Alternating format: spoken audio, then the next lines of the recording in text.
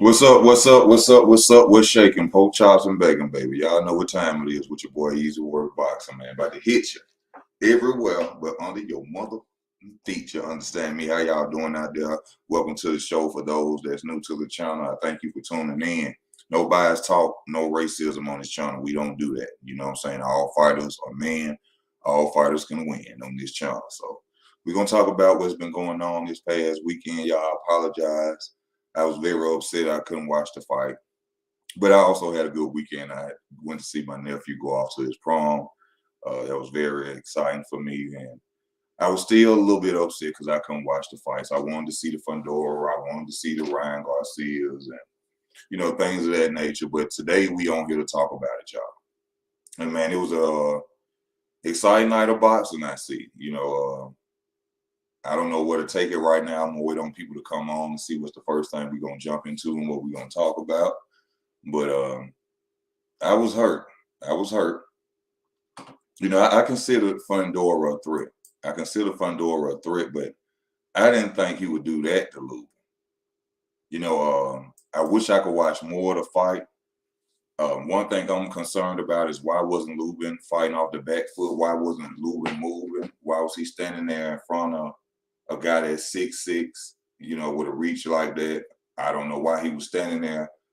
Does this mean that Erickson Lubin is a limited southpaw like I speak of? Because I think footwork would have helped him out a lot in that fight. But like I said, I only seen the highlights. So you know what I'm saying? I can't really say whether or not it was footwork that was the problem or should he use it or not. But something didn't go right. It's obvious something didn't go right. And y'all know on my channel, I talk about Erickson Lubin, what I'm saying, as a superstar boxer. Erickson Lubin had the skills to pay the bills to this day, even through his loss. But Fundora, I see, is nothing to play with. I underestimated Fundora, even though I looked at the highlights of Fundora while we were on, the show one day, and I seen in he wasn't nothing to play with. But I didn't realize how good he was to go in the inside on the fight. For him to be 6'6", he don't play. You know what I'm saying? He coming in there literally to hurt you. He ain't coming in there to them uppercuts. I was not expecting Lubin to get caught with them uppercuts like that. So, and it's something I got to say too, and I ain't want to say it, before the fight or after, but Kevin Cunningham to me is not a legit trainer. He gets so much credit because he had a lot of southpaws to win titles under his umbrella. But at the same time, you see nothing change from them southpaws. Now, Erickson Lubin went over there with him, and people say they seen things change in him, but I see the same Erickson Lubin that lost to Charlo. I saw the skill set of Lubin when he was sparring people. I liked his style, how he could fight in the inside, how he threw his hooks. That's what made me look at Erickson Lubin. But to look at, who he's over there with, Kevin Cunningham, y'all got to remember Kevin Cunningham is the same trainer that had Devin Alexander. This is no disrespect to Kevin Cunningham. This is just my opinion. Devin Alexander never changed anything. He never switched. He never was a fighter that adapted. And you see what eventually ended up happening in Devin Alexander's career. Nothing bad to say about the man. He accomplished a lot in his life, a lot more than a lot of people. But at the same time, you see that I look at trainers like this. If you're a trainer that can't change nothing about a fighter, then you're not a trainer. If I get in the ring and I pay you your 10% to train me and I haven't learned anything from you, I can't adapt in the ring. I can't, I don't throw different, I don't do nothing different than when I came to you. I don't consider you a good trainer. I think a lot of trainers get highlighted off fighters that they get. I don't think trainers should get acknowledgement of having a good fighter. I think we should see the process of a change in that fighter to say that that a trainer is a great trainer. Imagine Floyd Mayweather not being trained by Roger Mayweather or his father, and he just go to a guy. That's basically what's going on today, in my opinion. Floyd just go to a guy. Next thing you know, he the best trainer of the year, 3, 4, 10 times, just because Floyd there. But we have seen Floyd do nothing different since he's been with this new trainer. No, I don't like that. And a lot of people think that you're saying something disrespectful about a certain trainer because you're not a fan of the fighter. But I don't believe that a lot of trainers are as good as they say they are. If you're not changing anything, if you're not showing that fighter something different, especially after coming out of a loss, then what kind of trainer are you? In my opinion. So I think that Erickson Lubin most definitely needs to go and see a new trainer, talk to a new trainer, do something about a new trainer, because that's no. He had the guys who he was with the first time, and it's not saying that Kevin Cunningham pushed him into a fight. The guys he was with first time sent him up against Charlo at the wrong time.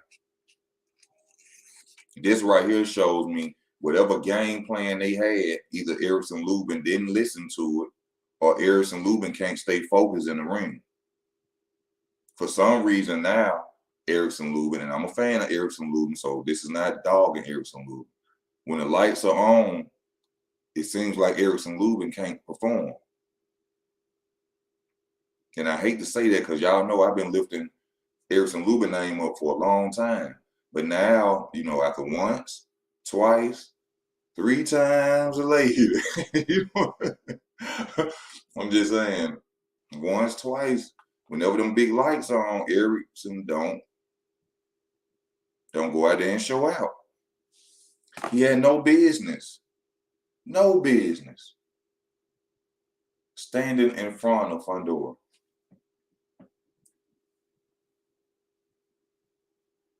That's supposed to be, that's when you go to amateur style. That boy was too tall, too lanky. No, you supposed to go to amateur style on him. Straight Floyd Mayweather, jabs to the body. Come in every now and then. Scoring points. No. You're not supposed to stand there with that boy. You're supposed to beat his body up. What's up, Michael Harris? You're supposed to beat his body up, baby. You don't, You're supposed to beat his body up.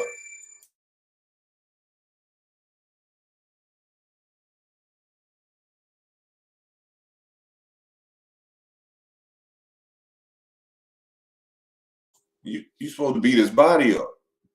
I didn't like that. That's why. Let me go back to the highlights. Matter of fact, because y'all know I keeps it raw for y'all. You understand?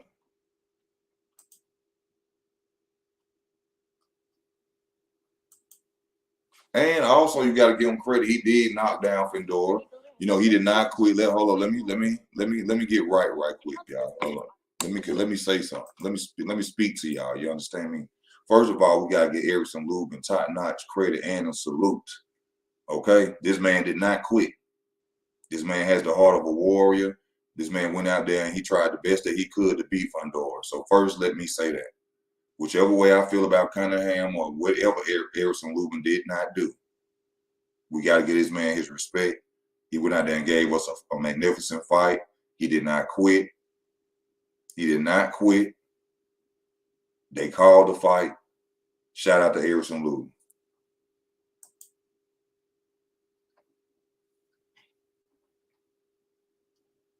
Ooh.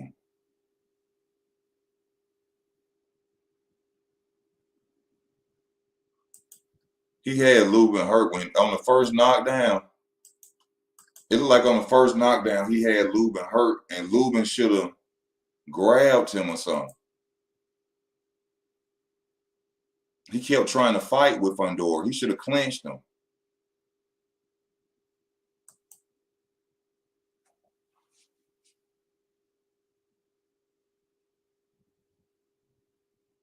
He should have clinched Fundora. Them uppercuts. That boy, for him to be a tall fighter with them long arms, he doesn't smother his punches. And that's odd because I even see Maurice Hooker smother his punches from being so long. But Fundora is very accurate. Okay, this one Lubin going crazy on. Fundora go down. He say, fuck. I mean, well, he say, you know.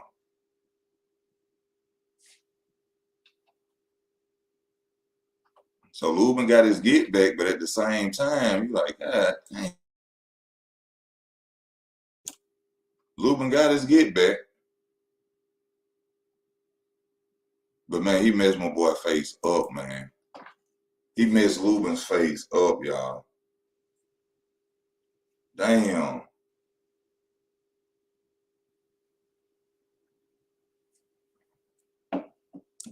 Damn, he messed Lubin's face up. But now I wonder, like, what do after this loss, and I hate to do this because this Erickson Lubin. Y'all know how I feel about Erickson Lubin. He's, you know, I hate to see this happen to the man. But what should we rate Erickson Lubin right now?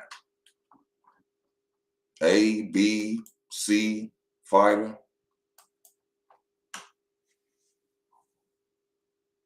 Yeah, I didn't see the fight either on the small clip. That's what I was just looking at. And I just feel like Lubin should have went, you know, off the back foot. He shouldn't have been standing and had no business standing in front of him, maybe fighting in the inside sometimes, but not, you know, standing right there in front of him. Kevin Cunningham is a horrible strategist. Lubin always has his hand too low at crucial times, and Kevin Cunningham doesn't know anything about the sweet sound of boxing, hit and don't get hit. You know, Kevin Cunningham, I didn't know this about Kevin Cunningham, but he said, you know, he was in the army and he was a boxer in the army, from what I understand. But I thought he didn't have any boxing background. I thought he was just a former police officer who, you know, got kids off the streets and became a trainer.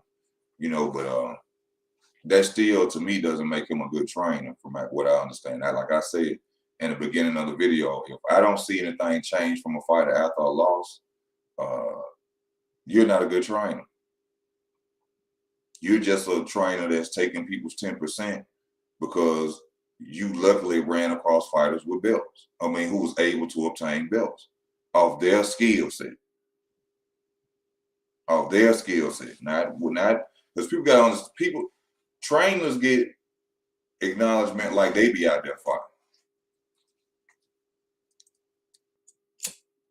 A lot of trainers get acknowledgement like they be out there fighting. No, they don't be out there fighting. That fighter out there won that fight. Now the trainer probably told him something or said something that he's seen, you know, helped him out, and that's a good trainer. But no, people forget that the trainer does nothing in the ring.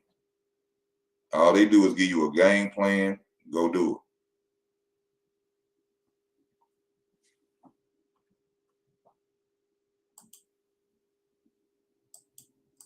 Ryan Garcia versus Tagoe.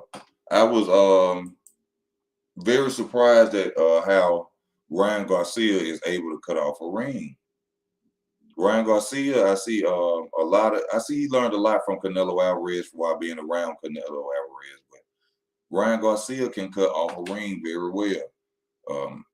Still very powerful, a big 135 pounder. I still now believe that he can knock Tank out.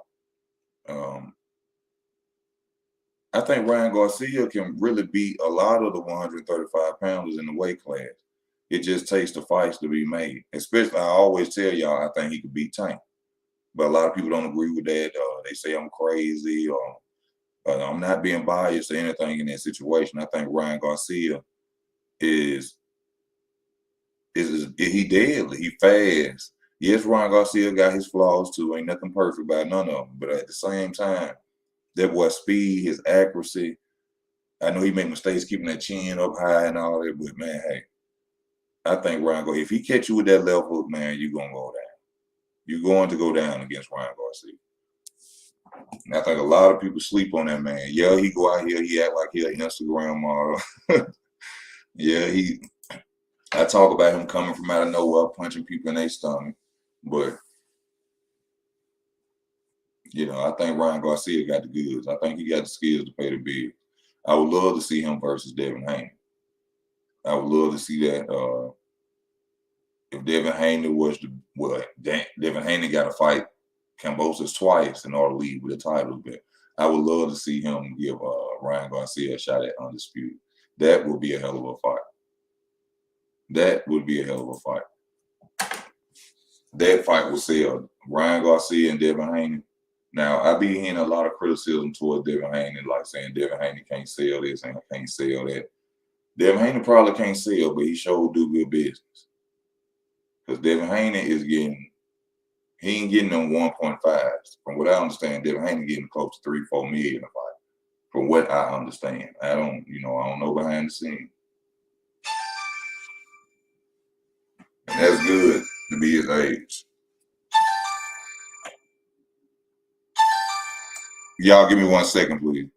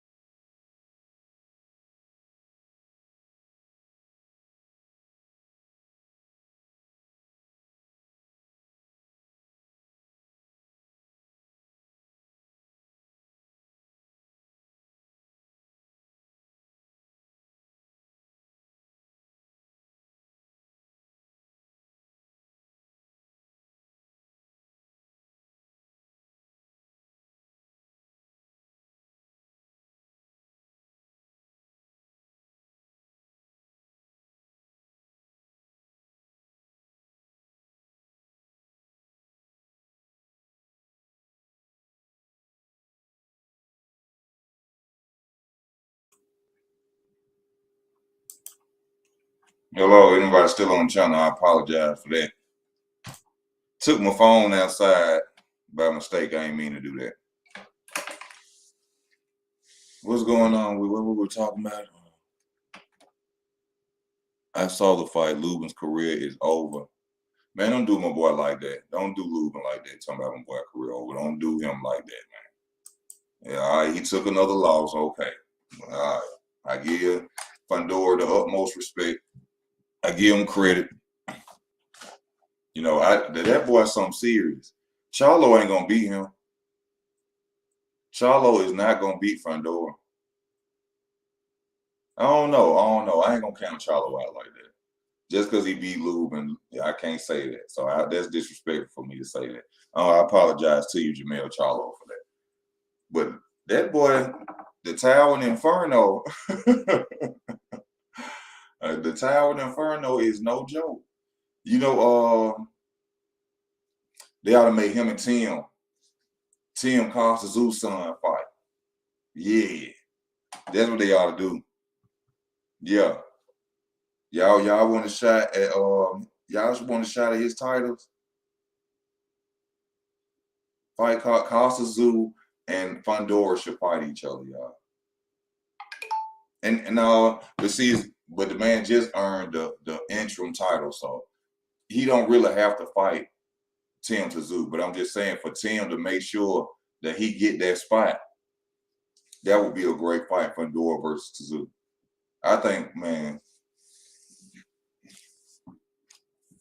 the Tower and Inferno ain't nothing to play with. That's all I'm gonna say.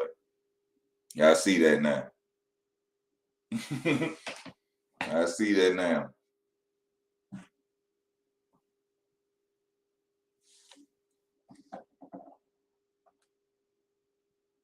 Let me read some of these comments. What you say?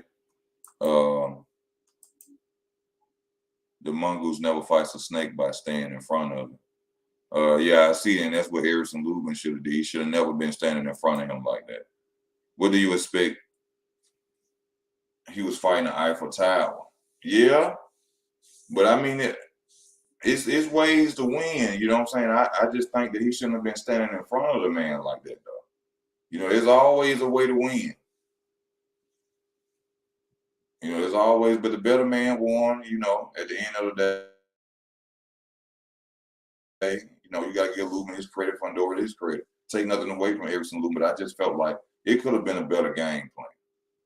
It could have been a better game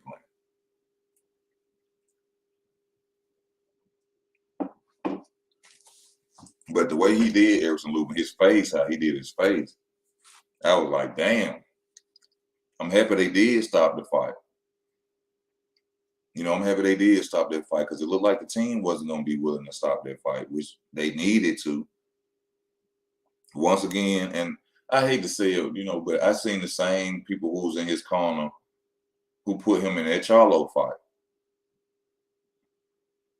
You know, man, people gotta understand at the same time, this is a business, man. And people be wanting the money. And they ain't not there taking the punishment that them fighters taking. You gonna if I couldn't have a manager or nothing like that besides somebody who's my family member or something like that, man, because there's a lot of people just out there peeling in flesh, man, just getting money off these guys' backs and don't really care, man. I mean, from what I see, it looked like the boxing commission had to step in and fight. To stop the fight. But I feel like somebody in that team should have been like, nah, man, I ain't finna let you go back out there like that. You know, no, I ain't letting you go back out there like that. I say one thing. I hate if Castano win. Can you imagine Castano fighting the entire with Tower and Inferno? That's gonna be bad for Castano, small as he is. That's gonna be a horrible fight for Castano. I can see Castano getting uppercutted all damn night. But Fundora, he is a threat at this weight class, y'all. He is. He's a very. We gotta talk about Triple G. Triple G versus Murata. Triple G versus Murata. Yeah, we gotta talk about this right here. You know, I made a video recently. You know, why is Canelo Alvarez choosing to fight Triple G at this point when this man is almost 40 years old? A lot of people keep talking about the business aspect of it, and I can understand that. You know, they're in the sport they are in to make money. But what is the point? What is the point of you going to fight a man that you already beat twice? But then when people mention, hey, fight the Benavidez, the Charlos Andrades, people say, those are not big fights. Those are big fights. Those are major big fights. Benavidez, imagine if he would have decided in February that he was going, or January that he was going to fight David Benavidez on Cinco de Mayo. Y'all know how much money that fight would have made? That fight would have outsold Bivol fight. Hell, I think that fight would have even outsold the Triple G fight.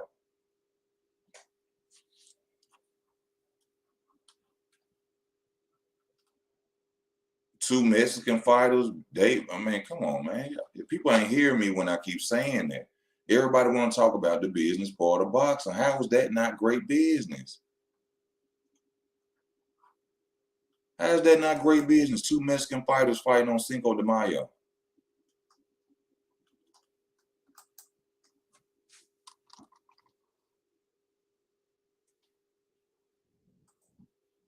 That's the biggest payday, probably one of the biggest pay-per-views that's going, well, besides the one with Floyd, with Canelo Alvarez, besides the pay-per-view with Floyd Mayweather. That'll have been Canelo's biggest pay-per-view. I'm telling y'all, Benavidez, come on, man. But you won't go fight Bivol. Come on now. I think going over there to fight the PBC fighters would be much better for Canelo Alvarez's career. You know, instead of going and fighting a 40-year-old Triple G. Now, I'm finna check out some of his highlights against Murata, y'all, and tell y'all what I see. Now, from what I saw earlier, Triple G has lost a step, but at the same time, Triple G, you know what I'm saying, is old. D-Town.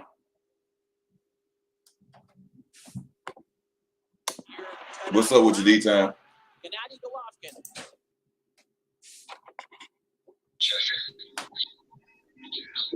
How you doing, D-Town? D-Town, you in the building? What's happening? What's up with you, man? Man, you know, I had to jump on. Oh, you know how we do. I had to jump. Hey, man, boxing is a business, man. You gotta understand and admit Triple G has a bigger following than David Benavidez. David Benavidez ain't as popular as I don't want to say people trying to make him out to be. He's not that popular, man. Hold on, you breaking up, D-Town. We can't really hear you breaking up, bro.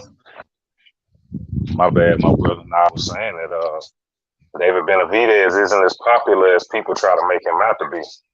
So, I mean, you got to remember, all sports are a business. I know we don't, as the fans, sometimes we don't like that, but I mean, it's always about the dollar first, always. Yeah, true. It is always about the dollar first. And that Triple G fight is going to bring more eyes and more money than a David Benavidez fight will. So, and D-Town, I gotta ask you this. So, in your opinion, yes, sir, you don't think that Canelo Alvarez versus Benavidez will make more money than Benavidez? I mean, Canelo versus a Bivol in pay-per-view numbers? I don't think so, because people are gonna look at Bivol is a much more difficult fight than Ben, because you got to look at everything. Benavidez and Bivol spar, and Benavidez said, you know, Bivol gets the better of him in sparring a lot of time. So you're talking a naturally bigger man, you know, and then Benavidez has been rocked by, like, you know, some lesser opponents. Mm-hmm. And then again, and like there's nothing to be gained from that aside from fanfare. There's nothing for Canelo to gain from that. He has everything at 168. I mean, I think now again, I understand we don't. I'm sorry. Go ahead, my brother. My bad. I think he does have something to gain. I mean, true enough, he ain't gonna get no belt or nothing off of it. But I mean, it silences the critics. You see what I'm saying? It's more believers than it is critics, though. Yeah, but it's a whole lot of people that don't like, you know, for what? Fight him for what? Just like the critics will say, well, fight Triple G for what? Yeah, at the end of the day, Canelo could go and fight a cab driver, and they'll say it's the best thing since sliced bread. But I don't know about that. I don't know about that. Now you go fight some soft touch. Now I will be the first one to say, hey man, you know, every once in a while you deserve an easy night at the office. Mm-hmm. I will say that, but I ain't gonna say nothing. I mean, right now, I mean, this man is at the peak of his career, like literally. So he on another level. I think he 31, 32. he got about another good 2-3 years at this, man. Then you're gonna see this decline.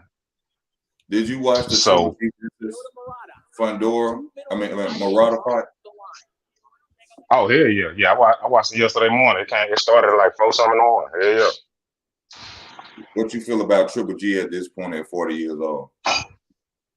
I mean, good. You know, power don't go nowhere. It's power. You know, power is always great. But see, my thing be this. You know, I hear a lot of people talk about power. But see, precision always means power. However, he has both. He has precision. He has power and precision. But when I say precision, I mean punch placement. But he's starting to look like Keith Thurman to the body, and that's a problem. That's a major problem with Canelo. Major. Now he ain't gonna get rocked to the head because there are doctors reports, confirmed doctors report, verified from his doctor that they say the density of his skull is like 1.5 times of a normal man. So that's why you don't never see him get rocked up top. But that body's starting to turn into jello, man. I mean, when I watched him, I saw, but then we got to remember this man been out for a long time too. Now we got to remember that. But I saw that he was. Who you talking about, Murata? No, Triple G ain't been out that long. Remember, he just whooped some dude not too long ago. Some kind of I don't want to call the dude. Yeah, I don't want to call the dude a tune-up, but I mean the dude wasn't. I mean it was a foregone conclusion when he took the fight. Yeah, he wasn't too long ago. He just fought. I think it was like late last year. Well, and it, like I said, it was some kind of. I mean, to me, I'm gonna say no name, but I mean the dude was decent, I guess. He don't need to run up on Canelo. Well, no, but you got to understand, man. Again, that's why I say the business side. Remember, Triple G is the zone, and they need to get some of that money up out of him. So, I mean, he basically the what's my boy play football? Goddamn, sorry, quarterback. He play for the basically he this dude that get overpaid and ain't he really ain't got nothing to show for it. So that's how they gonna get their money back with that. But you got to remember, like you said, critics. A lot of people think he won that first fight with Canelo, and I'm not gonna argue that. Let me welcome. I can see it going either way. Let me welcome D Calico on to the channel, my brother. Hold on one second. Hey, yeah. D, what's up? How you doing? What's going on, my brothers? We're all right, man. We on here. What's up, young man? Sport of boxing. Talking about the Triple G and Murata fight and what we feel about the Canelo and Triple G. What's your opinion on that, or what's your opinion on any sport? I mean, any fight that went on last night or ahead? Yeah, I know Ryan Garcia was lackluster. That's for sure. Oh yeah. and he said the realest shit of his. He said the. What did he say? No, I'm saying he said the realest shit of his career after the fight. Go ahead.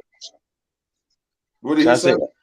After the fight, he was they were asking him, they wanted him to call somebody out, especially Gervonta, and they wanted him to, they kept egging him on, and he was like, man, he said it'll be unrealistic for me to, call out people right now at this point. You know what I'm saying? He's saying, man, I can't even beat them boys right now. Why would I even open my mouth and say that right now? He's saying he know he looked like shit. He know he looked like shit. He fought a nobody. He couldn't put that man down to save his life. Yeah. I can't believe he left Reynoso for that. I can't believe that. Good thing. I seen a lot of good stuff. He cut off the ring well and things like that. You know what I'm saying? Now that's the one thing I got to agree with you. He did cut the ring off pretty well. It wasn't on Errol Spence or Canelo level of cutting off the ring, but I mean he did pretty damn good. He kept that dude on the ropes majority of the night. So you're right. He did that, but like I say, I don't know what's up with Ryan Garcia. I just think Ryan Garcia just don't believe in himself, man. Like, man, boy overhyped and he ain't dedicated, man. Man, I'm trying to push for him, but it's like he ain't trying to push for him. Like, go out there. He ain't dedicated, man.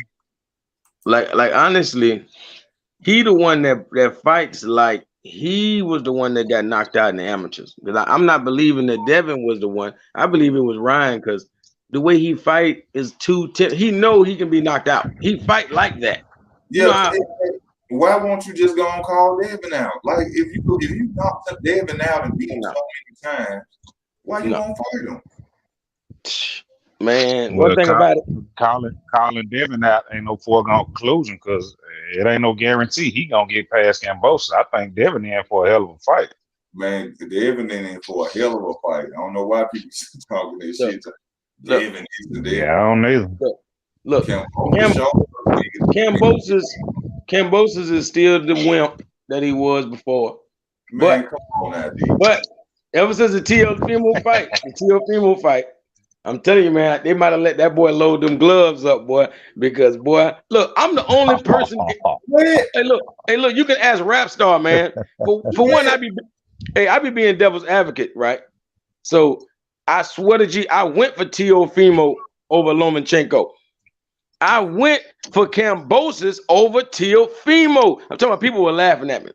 I'm like, bro. I'm like, look at his name, Cambosis. That means combos. He's gonna throw them combos on your boy, goddamn Teofimo, right? Yeah. And man, I really just expected him to expose Teofimo's technical ability, but I expected Teofimo to actually win. He did. He got exposed technically and got his ass whooped. Yeah, he did. Yeah. So what I'm saying is, he ain't never hit this hard in a day in his life. It's the Tyson Fury effect to me, man. You know what I'm saying? Man, he showed that that Teofimo need to stop that sub-zero ass slide and jab. That's what got his ass dropped. See, what people don't realize about Teofimo, the fight against Lomachenko was the first time he ever used the jab. You feel me? He came in with that sliding ass, sub-zero looking ass jab, and he timed him. See, it's like, put it like this. He's nowhere near like an Errol Spence. Errol Spence is like, we know he got the best jab in boxing. I hope we know that. You know what I'm saying? Errol Spence has the best jab in boxing. A guy like Teofimo just started using his jab last week, man. That's not gonna work, man. You feel me? You got to be dedicated. I can't really say that Errol got the best jab in boxing. Who would you say? I want to hear from you, Easy. Because you can't say Crawford for everything. No. Best jab right now. Now, if I say it, a lot of people ain't gonna agree with it because he ain't no superstar. But in my opinion, if it's not Errol Spence, I say Kell Brook got the best jab in boxing. I ain't gonna lie. His straight hand is beautiful. Him or Triple G used to have the best jab in boxing. Triple G hit you 10 times out of goddamn 15 punches with a jab. Who the best jabber that we probably ever seen, or at least in the last 30, 20, 25 years? Who the best jabber? Who got the best jab? Damn, that's a good question. I can easily tell you who mine is. Floyd. I wouldn't say he's the best jabber. Now he the most elusive we ever seen. You know what I mean? But boy, when I say the best jab in my book, because I might be overlooking somebody right now, but boy, Lennox Lewis. I don't know. I can't really say I'm not that familiar with a lot of Lennox Lewis fight. He was just dedicated he was a boring fighter to me. He was boring. You know what I'm saying? I seen a video of him showing Deontay Wilder how to throw the jab and how he Yeah. They was in the parking lot, looked like in an apartment complex. Yeah, exactly. Parking lot. Yep. See the thing about Lennox is what I'm saying. He's gonna throw more jabs than anything. He's gonna throw like 60, 70% jabs. And he won a lot of fights, so his jab had to been good. Mm-hmm. You know what I mean? It did the job. Yeah. Floyd got it all though. I ain't gonna lie, he got it all. But he's just too little to have the best jab. Arms just a little too short to box with gods. What did you feel about Fundora and Lubin? Man, I want to know what they put in these goddamn gloves, man. Ain't no way people goddamn coming up with power they never had before, man. It's just like how Romero's boxing trainer was saying. He said he teach, you know, the fundamentals. He teach, you know what I'm saying, the technicality. He said he can't teach power. You can't teach power. Where these guys getting power at overnight, man? Hold up. So you thinking that Fundora cheated? I'm just saying it was. I ain't seen a fighter that fucked up in a long time, man. Yeah, he And fucked I really got to check his rap sheet to see if he put other people in the hospital. If he ain't putting people in the hospital, then I don't know. Face, I was like, hell no. Like, what Yeah, man. Look like Yeah, man. Yeah, he was his shit was broken. You know what I'm saying? Like he ain't eating no solid foods right now. Like, damn. Yeah. He on a liquid diet, bro. Ain't no way around that. Like it keep bringing me back to the team though. Like, I'm thinking like, I know they fighter want to go out on his shield, this, that, and the other, but why did the commission or whoever have to stop the fight? Like, you know what I'm saying? Yeah. What would y'all love for this man to say, hey man, no, fuck that. That belt ain't important. It's not important, man. That's what I'm saying. Important, man. Your face is figure, bro. You know what I'm saying? Yep. What a love for that. What a respect for him for that. You know, I don't like that part of it. Watch this, man. It's like if me and you was out there boxing easy and it got that ugly, we gonna lose our mind. You know what we're gonna do? We're gonna take our gloves off altogether, and it's gonna be like it's just some other shit now. It ain't no mother. I ain't finna fair fight nothing no more. You know what I mean? Ain't no more fair fight, man. Yeah. Like, hey, this shit over with, bro. I gotta kill this dude, or we gotta end this. Y'all gotta goddamn stop this, man. Y'all don't stop this, I'm gonna try to kill him. I got to go out there. I'm like, you know, just look at your face. Like, damn, I couldn't believe that happened to Harrison Lubin. But because I ain't gonna lie, the only thing about me with boxing, man, like I always say, like when it comes to like the scraps I done got in my life, I ain't never hit a person a whole bunch of times, like no 20 times, no, not even probably 10 times, man. Like I get them out of there. You hear me? Yeah. That's why I fuck with Tank Davis. But what I'm saying is, in boxing with them gloves on, I would have to do that 20 times, 50 times before I put this person down, because them gloves gonna save their ass a little bit. You feel me? But in the real world, once you counter some shit and you sock it to a nigga, it's supposed to be some damage. You feel me? As I'm looking at these Teofimo Lopez and Cambosa Jr. highlights as we talking, bro, Cambosa Jr. gonna hurt. I know for sure he gonna hurt Devin Haney. I ain't gonna lie, if them gloves loaded up or he got them horsehair, whatever the fuck, he gonna kill Devin. What? Why you keep thinking everybody loads? I don't mean he gonna actually die, because Devin is a good enough professional. I'm saying them body blows, you're gonna see Devin go down from a body blow, and that's gonna let you know something ain't right, man. Ain't no way in the world. Watch this, bro. You're gonna see him curl up like Keith Thurman off a body blow. I bet you. And I know Devin ain't that tight. Devin. Hold on. Are you saying that Cambosa cheat? I mean, he a white guy. He gonna do whatever they let him do. Because if they want to make him the great white hope, it's not up to him. Not all his career, he been fighting fair and square. He's a fair guy. I love the guy. But that Teofimo fight, he was a different animal. I don't mean with his hands. His hands always fly. He's never destroyed nobody like that. Who he brought blood out of? In square, man. Bro, put it like this. Put it like this. Man. Easy. See, I've been up the road, right? Easy. When I was a young nigga, I ain't never go back though. And I'm telling you, the only reason I had respect for them niggas, they say, boy, if you fight that nigga there, boy, your ass gonna bleed. Man. So that means, hey, bro, show me somebody I made every motherfucker bleed that I fought. Cambosa Jr. versus Logan, bro. He ain't making nobody bleed. He beat this man. He beat Teofimo Lopez fair and square. I'm looking at the same glove size, everything. Gloves look the same. Show me. Wasn't good enough. Look at every fight he ever had. He never hurt nobody as bad as he hurt Teofimo. Nowhere near. How can I can't even. Teofimo looked like Lubin last night. Oh, no. first people got to understand this. People get hyped up off Teofimo Lopez just because what he done did to Coleman and other fighters. If you really listen to Teofimo Lopez, he ain't got no skill set. He started late as hell, just like the rest of them. A lot of other fighters. He ain't been doing it since he was 5 and 7 and no shit like that. Teofimo don't got skill set. He like a Romero. He like a Raleigh Romero with athleticism and power. Yep. That's how George Kambosos was able to beat him, because he had more skill set. I understand the skill set. That's what I'm saying. I expected him to expose some boxing flaws in Teofimo, but the damage that was done, nobody in the world saw that coming, brother. I'm just being honest. And I went for Kambosos for the boxing, bro. Now that's heavyweight. That's heavyweight boxing. That is boxing. Bro. There is no, bro. You don't get, if Devin Haney did that, nobody would understand, because he's never done that.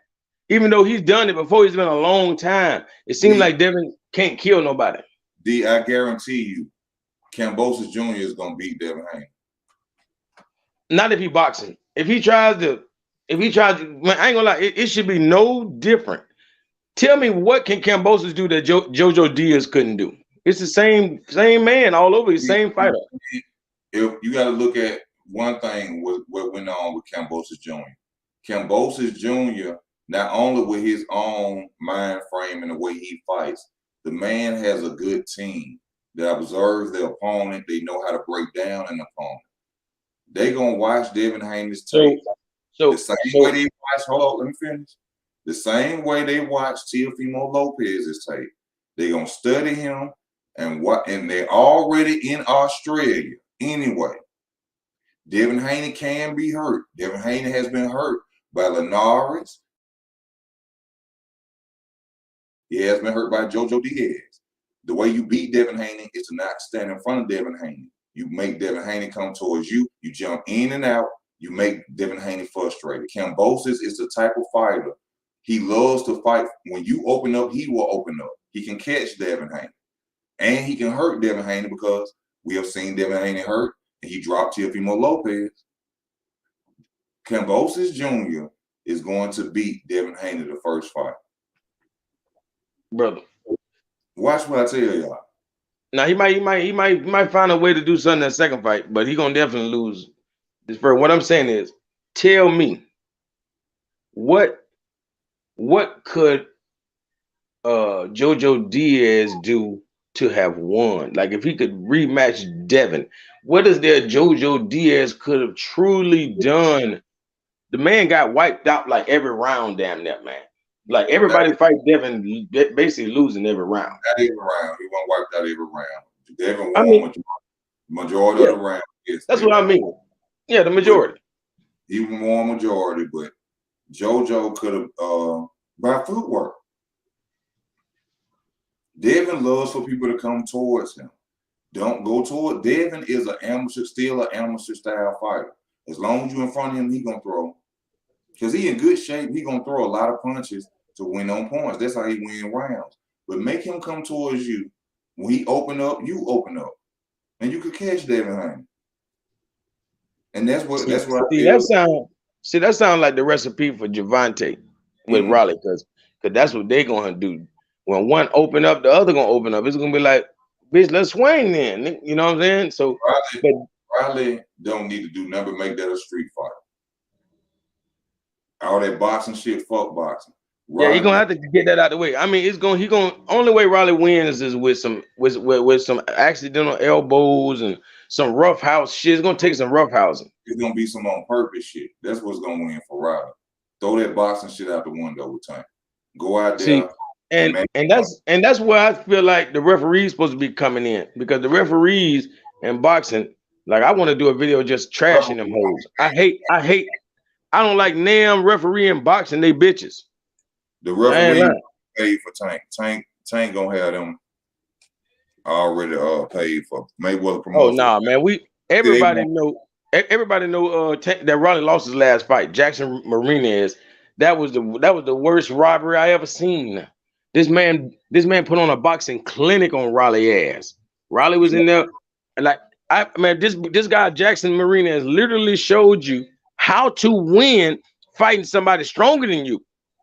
Everybody could see who the stronger puncher was, who the bigger guy was, and that guy still beat his ass. We've been seeing that. We've been seeing that before for years and years. Being strong has nothing to do with boxing. Being strong, muscles, and all that has nothing to do with skill set. Yes, weight is an advantage. Somebody hits you and you don't see it. Yeah. If they 15, 30, 40 pounds bigger than you, yeah, they can knock you out. But if you box and you fight, that's a disadvantage actually because you're slower. Man, Jackson Marinez looked like a young Bernard Hopkins. Floyd Mayweather been showed us your weight and your size ain't got nothing to do with me whooping on your ass. Yeah. And he was the best to ever do it. So it take a lot to be able to do this, is what I'm saying. Mm-hmm. Because we know the easiest way to put the end of fight is have that power.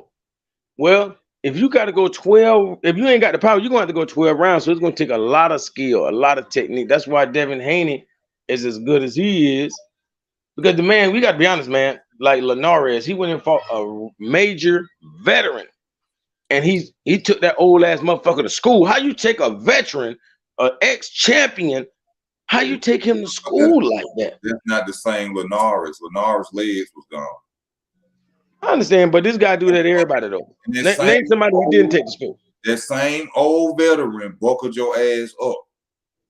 Oh yeah, the power there. If it had been 15, 25 more seconds left in that round, Devin Haney would have went down. Yeah, but see, he only got caught because it was in 10 seconds, and he kind of like let his guard down to that degree. How did Devin Haney get caught? Because it was under 10 seconds. You know, when they clap, pop, and then he kind of let his guard down a little bit. He thought he got lasted days ago. What was Devin Haney doing for him to get caught like that? What did he do? You gotta kind of probably remind me there. He came in towards Linares. Linares caught him coming in. Yep, sure did. Test him up real good. Beat Devin Haney. I'm talking about he didn't even know he did it. He was like, oh shit. Now he got crunk. He brought hey, I ain't gonna lie. The combinations that he was kind of throwing out when he threw a little couple flurries, that motherfucking hands looked dazzling. And all boxers do this in training, but I hate that they don't do it in the ring. Like I ain't really seen, the real small fighters do it, but I ain't seen nobody since Sugar Ray Leonard. JoJo Diaz let them things fly like Linares kind of he can. You know what I'm saying? And I'd be mad that Devin Shakur, none of these guys never hit a person like the speed bag. Like tear their ass up for 5 seconds or something. Devin Haney also was hurt the same way by fighting JoJo Diaz by coming in. That's how you catch Devin Haney. You have to catch Devin Haney when he's coming in and he's trying to open up on you. That's all. That's how you beat him. Hey, Haney is gonna beat everybody, and he can beat everybody in that division, except for Tank. Tank gonna knock his ass out. Yeah, Tank will knock him out. There's no way around it. Fuck out. But hold up. We can't say that. Hold up. We gotta take that back. Because I done heard that they done sparred before and Devin Haney made Tank get out the ring. Nah, we seen that footage, or not the whole thing, but I know it's that, with the headgear on, man. That's, it's sweet. Floyd Mayweather Sr. said they was in the gym, him, Floyd Mayweather, and Adrian Broner. Devin Haney made Tank get out the ring. And Devin Haney is saying this. He said this himself. He said, all I'm gonna tell you is I didn't get out the ring. Look, put it like this. Lomachenko would do the same thing. All of them would do Tank like that with headgear on, man. Nah, headgear ain't no different. If I could make you quit in sparring, I'll make you quit in a professional ring too. No, bro. That's like saying if I can make you quit with these gloves on, you know what I'm saying? I can make you quit without the gloves. It sounds good in theory. If I could beat you up with gloves on, it's gonna be even worse. So when they ain't on that. Hey, I just told you, Well, I ain't really say it like this, but bro, I done one hit a quarter. You know what a one hit a quarter is, man. I done one hit a quarter plenty motherfuckers. We talking about boxing. I know, but that's what I'm saying. So it don't mean the glove is gonna save a person more than that goddamn knuckle. That's what I'm saying. Exactly. Yeah. So the same thing go for the headgear. The headgear is even like I would let all my kids box with headgear, but I wouldn't want them to come out of that. If I'm whipping you with gloves on, it's gonna be even worse if I ain't got them on. You gonna have an Lubin face. No, watch this. Watch this. It's like saying, let's say the first round with the gloves on, you know, you got 10 blows and I only got maybe 3. In theory, it sounds like, yeah, you're gonna keep destroying me, but without these gloves, them 3 punches might have put your ass to bed. I'm just saying, it just be like that. Like they really be going through some shit that they would have never survived if it wasn't a sport. If it wasn't for this cushion, you know, 16 ounce, 12 ounce, whatever. If it wasn't for that cushion, nobody wouldn't go 12 rounds. You know that. No, it ain't no man in the world that's gonna go 12 rounds. They done went 15 rounds with the cushion. You know what I'm saying? But at the end of the day, it's just like playing basketball, man. Whether I got on Jordans or not, don't stop me from beating your ass. I can have on a pair of Skats. But watch this. You never played basketball bare feet, bro. Right? So and watch this. When it comes to when you race somebody, you might got a pair of shoes you like, but everybody run faster barefoot. You feel me? I'm talking about that nigga come out his shoes. If you put it like this, if I beat you with my shoes on and you go barefoot, you know you can't see me. You know what I'm saying? Because goddamn, if I take my shoes off, I'm really gonna smoke your ass. Vasil Lomachenko. If let's just say Kambosos Jr. was, because I know Vasil Lomachenko is not gonna fight Devin Haney. What about Devin Haney? I mean, Vasil Lomachenko versus Kambosos Jr. You saying who will win that? Yeah. I think that's their plan. Their plan is to get all the belts in their hands of Lomachenko. I really see it. But who do you think will win that fight? Man, for one, he admired him, man. Kambosos admires Lomachenko a little too much for me. He like a man fan of Loma. So it's like he wants to lose to him. I ain't lying. It's like it would be an honor to lose to you. Yeah, you can't play that role right now. Yeah. Long as he beat Devin and all that and be the king of Australia, he happy. You feel me? But he don't mind. I don't think he'll mind losing to a Loma. And for one, it's gonna be like a two or 3 fights. So it's gonna put him in history too. It was like, yeah, I went through a war with Lomachenko. You know what I'm saying? Yeah, they want to put the white boys on top. They want to put the white boys on top. But we be honest, it ain't a bitch in that division fucking with goddamn Tank and Devin. You know what I'm saying? Yeah. It ain't nobody. Them two are the top 2. I would love to put Ryan Garcia up there, but Ryan Garcia lacks confidence. I'll put you to bed. You know a nigga knock you out. For one, it's just like what they're trying to do to Errol Spence. Everybody trying to fight Errol Spence to take a chip at the mountain, trying to knock him down. Everybody just chip away. Eventually, one of us will beat him. You know what I'm saying? So the same thing need to go for Canelo, but they won't let him fight us. I bet he won't fight 3 brothers back to back. I bet he won't fight 3 brothers back to back. He going to bed. I mean, the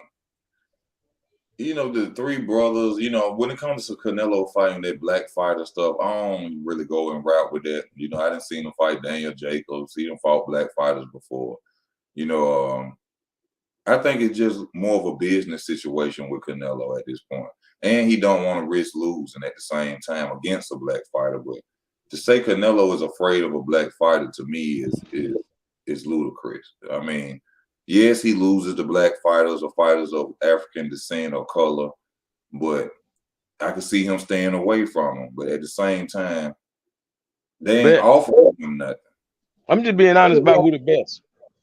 When it comes down to it, they got to be holding the brother back. It's a brother for that division that can monster that motherfucker. They know this.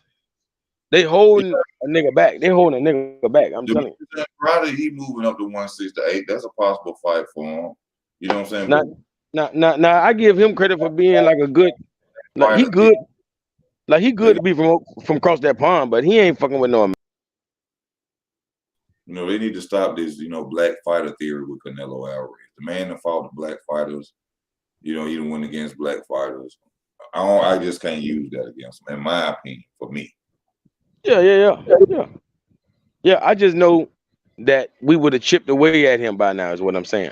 Yeah, I mean, it's possible that certain fighters can beat him, but I'm just saying, like, they'll really, when you look at it, which is fucked up because it does stop the fight. I mean, just because they're not, superstar, they haven't. You should give them that challenge, but in the rights of business, you do have to look at it and be like that. A lot of them ain't offering him nothing. Look what they doing, Charlo. Everybody, I want to see him fight Charlo, but what is Charlo doing to get the fight? Where's Demetrius Andrade? Even though he moved to 168 to try to get the fight, but are you gonna be consistent? You get to whatever weight class Canelo Alvarez get at, and then all of a sudden you slow down. Be consistent. But now Hopkins told him, stay on Canelo ass, talk shit about him, show it where he at, make the fight happen for you. They act like they owed a Canelo fight, in my opinion. No, go get it, earn it. Even with David Benavidez, you at 168, fight Demetrius Andrade, earn your way to make yourself a highlighted fighter for Canelo Alvarez to have to fight you. Well, what is the other people doing that he's fighting? They're not doing that to get the fight. You know what I mean? They nothing. And they're not chasing them. He chases them. So he picking and choosing. They're bigger challenges. But he picking and choosing. Nah, weight wise, they're a bigger challenge. Even though I don't like the Bivol fight, the man is going up to another weight class. He challenging himself still. Yeah, it's cute. It's cute, man. I'm not gonna lie. It's cute. I ain't gonna lie. Yeah, it's cute, basically. Yeah, but he doing it. Yeah. It ain't bad for boxing. What I'm saying is just not. It's not legendary. You know what I mean? It is like legendary. I guess for him, boxing was built on. But if this was a brother, he would be shitted on. Hold on. That's what made you great, is doing what Canelo was doing. That's old school boxing, moving up in weight classes and being bigger and better opponents. Now, people may not agree with who or what he's fighting, but Canelo is doing legendary shit. This man just became undisputed and still going up in another weight class after being undisputed. So you got to give a man credit, man. I don't like Canelo like that, but I ain't going to deny what he's done in the sport of boxing either. Yeah, he gave us a lot of bullshit fights, and he lost more than once. But I know we be satisfied with nothing is what I'm saying, right? Because a lot of people, I'm going to always be honest that they ain't fought no goddamn body. Because I just feel like that because they ain't win exclusive. You know what I'm saying? And it ain't nobody in boxing that has fought the level of talent that Errol Spence has fought. Nobody. What? Nobody has ever fought the level of talent that Errol Spence has fought. What? Nobody. Bro, the reason I say that, Errol Spence has never in his life taken, you know what I'm saying, what you call it, took a tune-up. He's never taken a tune-up fight. What that got to do with his resume? Huh? What does that have to do with his resume? Because he ain't took a tune-up. That mean he going hard. He don't fought. You already know he don't fought the real deal at welterweight. Look at his resume and look past Lamont Peterson. All them was damn near tune-up fights. What the fuck? Oh my God. Hold up. I gotta welcome Young to the channel. D Young, how you doing? Man, hey, man, that man almost made me crash when he said that blasphemous ass shit, man. He ain't never took a tune-up, fam. Yeah, one thing, see, listen, bro. Listen, bro. What are you talking about? Never took a tune-up, bro. He had to take a tune-up to get to 27 fights. What are you talking about? Mikey Garcia? That was a tune-up. Mikey Garcia was a tune-up, bro. That was a tune-up. What it was, he wasn't a champion. He wasn't a champion, bro. Stop it, bro. Now easy to let you eat. Listen, bro, that man when he made that big bag. He made that big bag. That's why he did the fight, bro, to get the money, bro. Come on, stop it, man. Stop it, bro. You almost made me crash my rig with that bullshit, bro. Now, bro, I like Spence, bro. Let's not do that. Let's not stop the cab, bro. Let's not do that. Bro, watch it. And no, watch it, bro. Name somebody that Terrence fought that's better than Mikey Garcia. What are you talking? Big the poster, bro. New York is getting bored. The guy he ducked. Stop playing, man. Stop playing, bro. Bullshit, Stop man. playing, bro. Mikey sold more than both of them put together. Hold on. Man, we ain't talking about numbers. Easy. Did Mikey duck New York is getting bored? Yes. Exactly. He had to jump off. Come on, man. He fought Errol Spence to duck Vasily Lomachenko. Exactly. Hold on, 1 second. He's about to go through a mountain. Hold on, real quick. Go ahead. D, where you at? Yes, come on, man. How you gonna say Errol Spence goddamn resume? Come on. It's better. Errol Spence, Sean Porter, Danny Garcia. Yeah, I'm back here. Like, yeah, come on, bro. Like, now don't get it twisted. You'll be the first to know. I rock with Spence, bro. But I'm not gonna just sit here and say that man ain't take no tune up, bro. Danny Garcia was a glorified tune up. Bro, I'm glad. No, bro.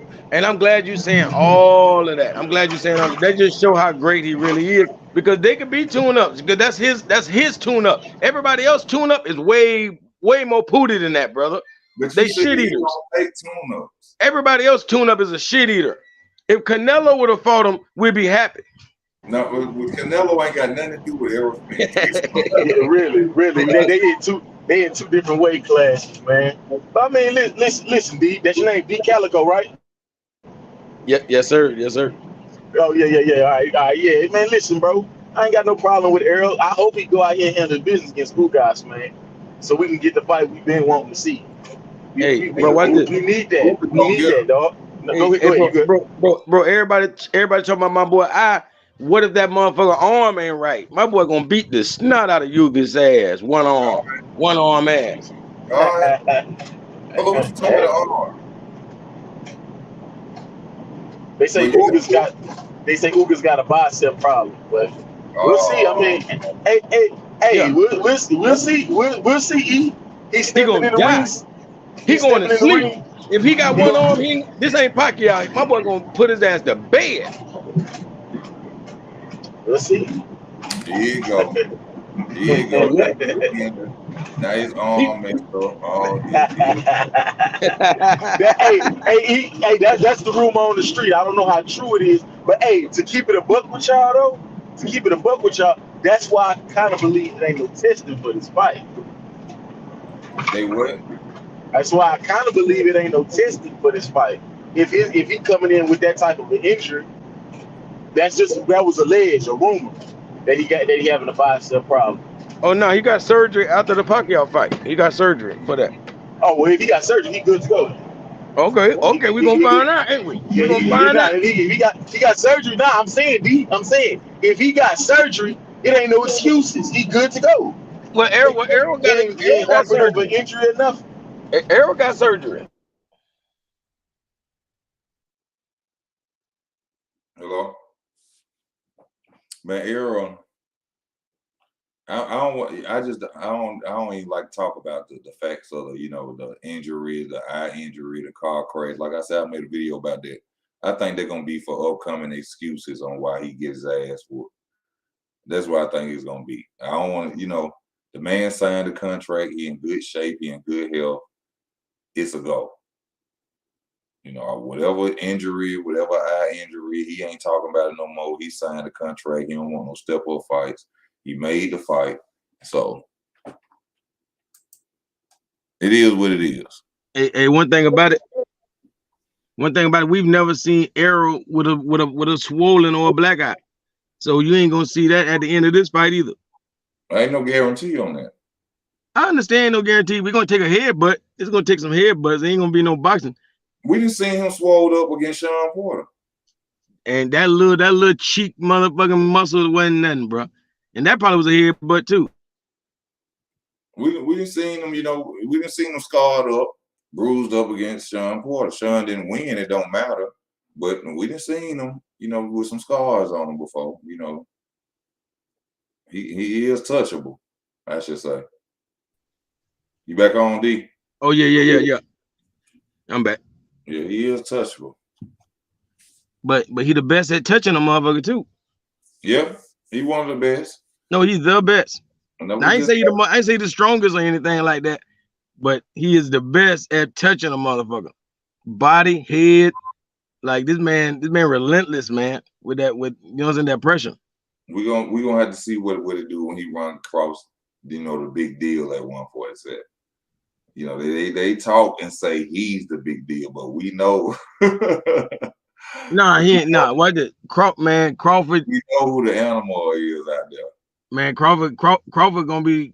He gonna have to try to come back in the 12th round and try to kill Errol, because he's not gonna box. He's not gonna outbox with Errol. Okay, like we like I said, we're gonna have to see. I haven't seen him do no fantastic boxing, man, lately, man. Like ever since him and his Errol thing been up in the air, all his matches, it's been lackluster boxing performances. Now his power is beautiful. When I see his power, especially in them clutch situations, it's really something special. I'm not gonna lie.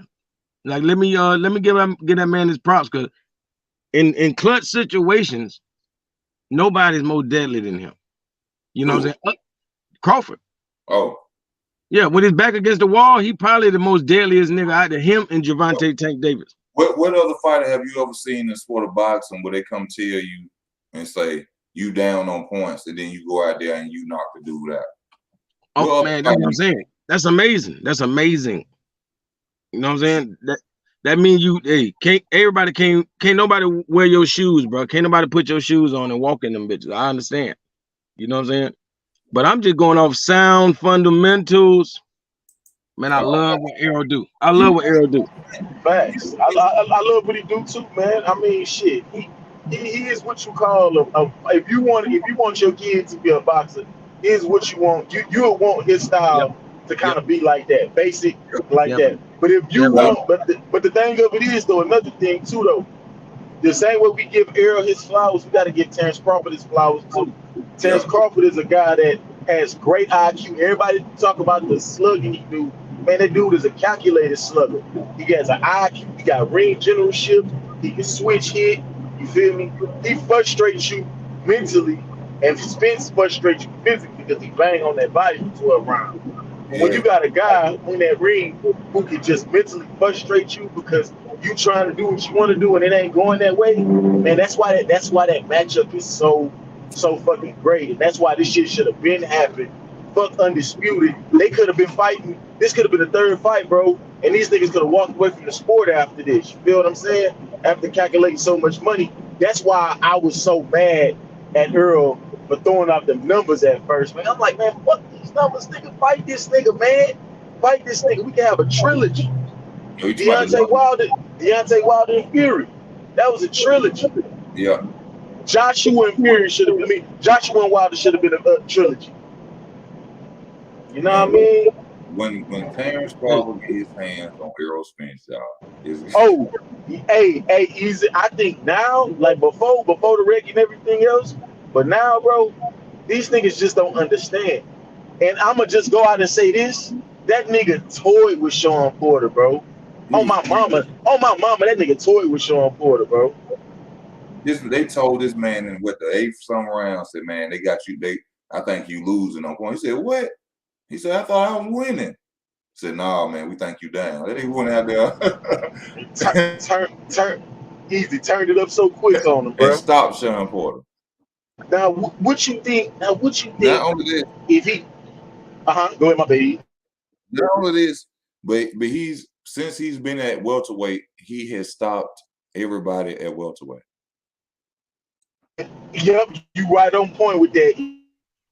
And another thing too is every guy he's fought at welterweight has fought at. I didn't hear you got cut off. What you say, bro?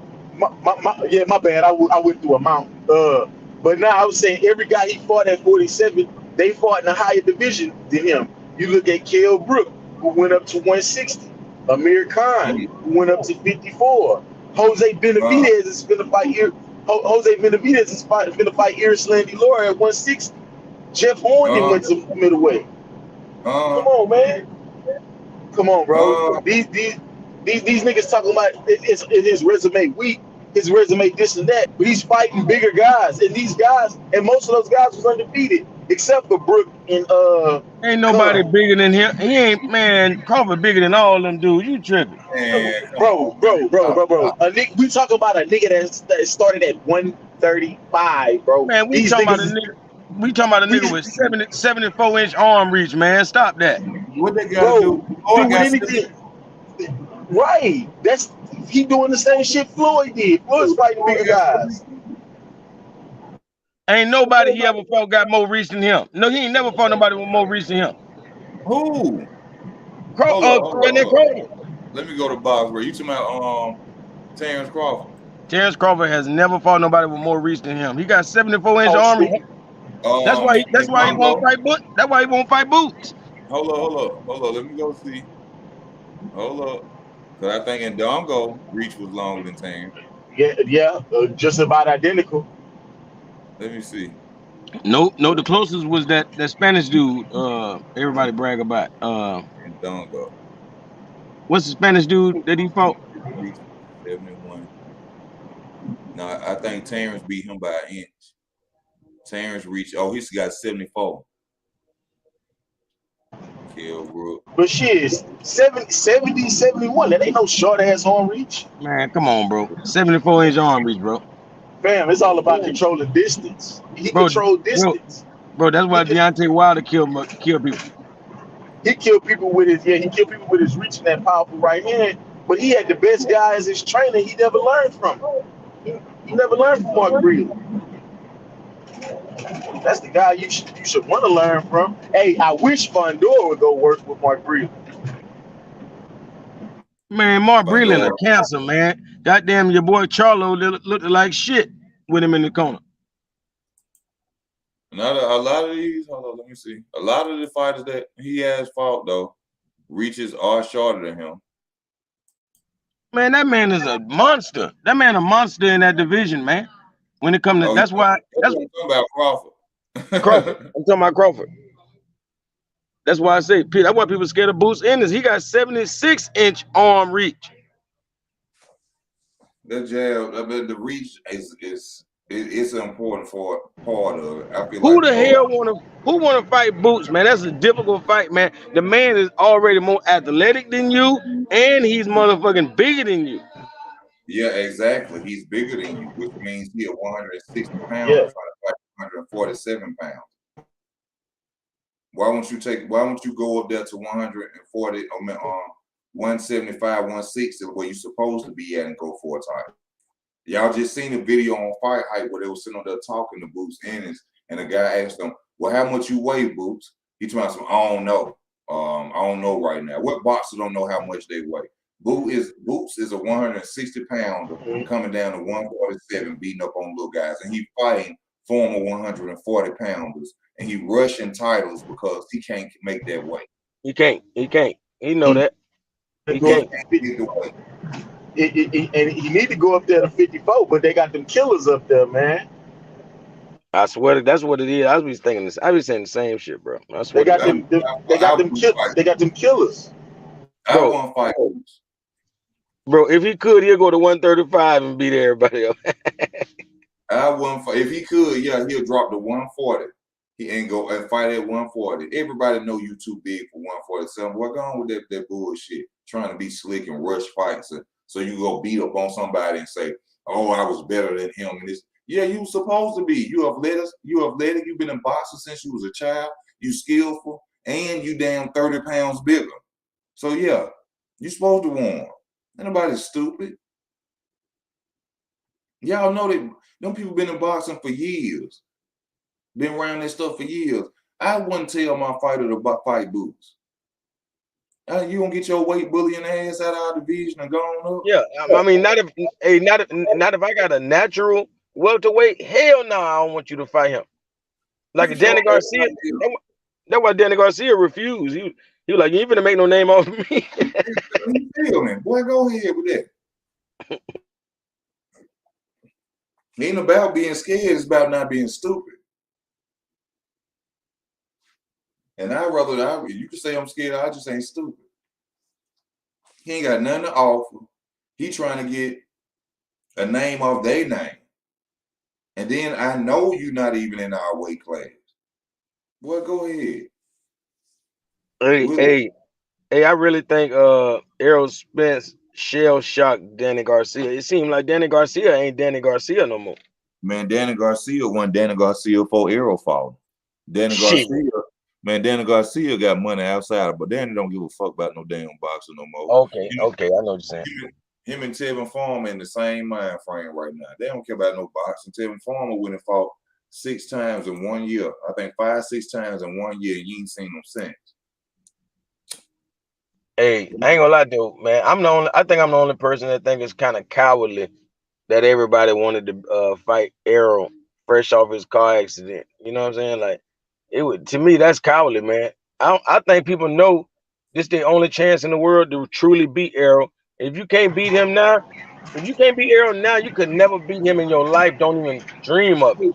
Well, AD, to keep it funky with you, bro. Even me as a fan of Errol Spence, you gotta just be realistic to ourselves, man. Bro, you breaking up, D. Car accident might have took a lot of. That's just being real. My bad. Y'all can hear me? Yeah, we hear you a little better. We hear you a little better.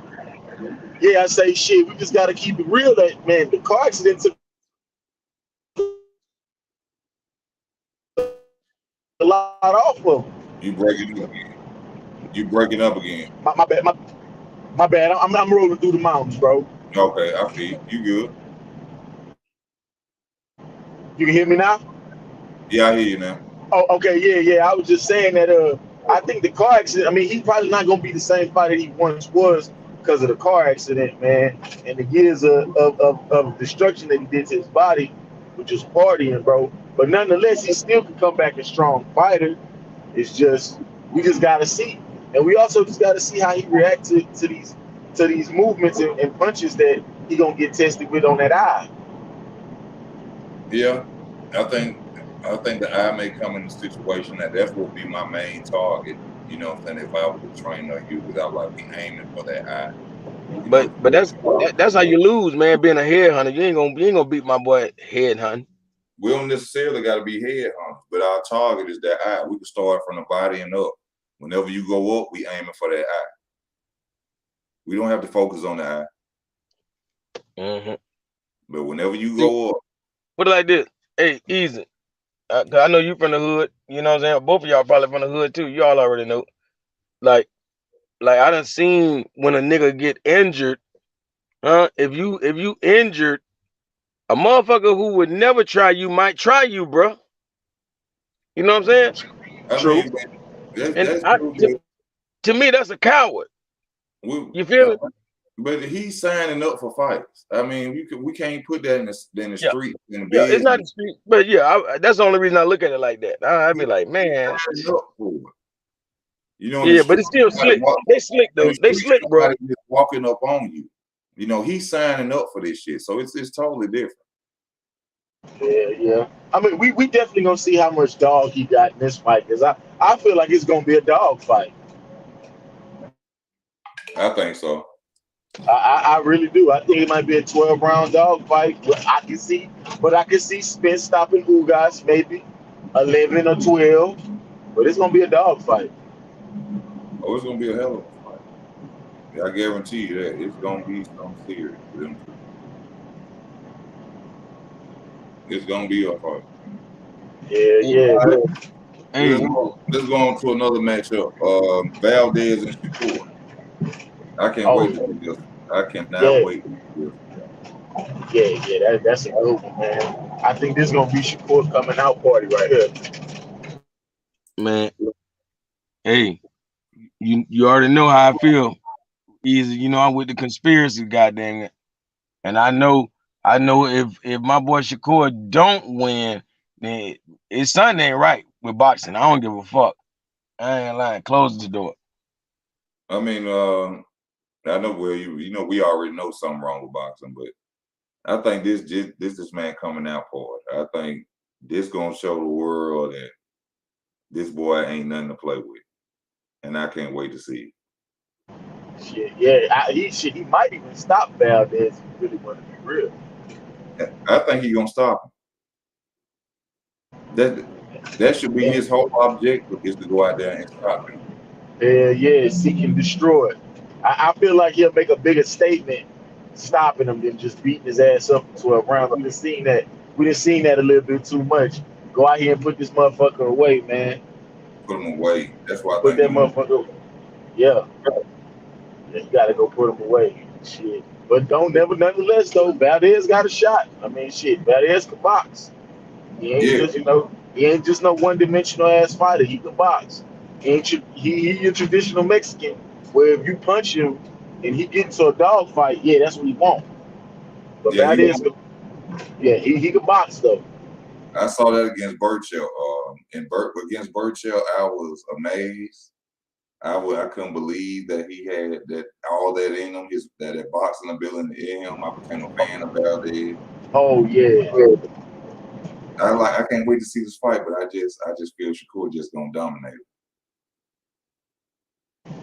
Shakur shit out of him. I gotta stop this. Shakur is gonna make a lot of fighters. They already know what time it is with him, but I think we're gonna really see some ducking going on when that boy say, "I want to move up and I want to challenge myself." We're gonna see a lot of people. That fight, when he comes up, we're gonna see some Errol Spence shit going on. When he comes up to this weight class, then we'll talk about that fight. I seen Devin Haney just though. Hey, what Haney had to say about Spence? I ain't really catch that. What everybody was talking about. I ain't really catch no notice on what he was saying about Spence either, but they pretty much say he lightweight called him out. He was pretty much saying that it ain't no size of the streets, bro. The shit that Earl said. See, it's just the shit he said gets him in trouble, and he basically Haney just said that ain't no size of the streets. If two fighters want the fight to happen, it don't matter what promotion company it is. We gonna make the shit happen. Oh, and there's been an uproar about him saying that statement. Yeah, that's really what it's been about. But I mean, but it's the truth though. It's the truth, and a lot of people are mad at it because he getting exposed again. Hey, goddamn, Errol Spence exposed Devin Haney. That would have happened. You heard what he said about that match. He said to get the Cambosis fight, you had to sell out and goddamn sign with it wasn't Top Rank, was it? Who he signed? You were Top Rank. So now him making a business deal with Top Rank is selling out. Well, see, they didn't start this Bob Arum is a slave master shit, but Al Heyman is too, nigga. What the fuck do you mean? Al Heyman getting money off your back too, nigga. What's worse, a white boy getting money off your back or a nigga who sit up there and claim like he love you, ripping your ass off? Nigga stupid. Man, it's all about them numbers, man. See, people wonder why they be arguing about. If people wonder why they be arguing about 10%, that's robbing you, nigga. Al Heyman don't get in the ring and get punched in his motherfucking face. You get robbed by him too. The fuck color got to do with the shit? You think Al Heyman come to you as a black man and say, you know what, Errol, I ain't gonna take this much. I'm just give me this amount. Give me 50% of what you supposed to give me. Do Al Heyman do that since he a black man? They killed me with this. Oh, Bob Arum slave master shit. Okay. Al Heyman, the same fucking slave master. Don King, the same fucking slave master. It's all about green. It's all about the greenery, man. Ain't no color in this shit. It's all about the green. It's the same thing. Ain't got nothing to do with no damn color. They kill me with that. Come on, man. This entertainment, this peeling in flesh. If your mama is your manager, she making money off your back.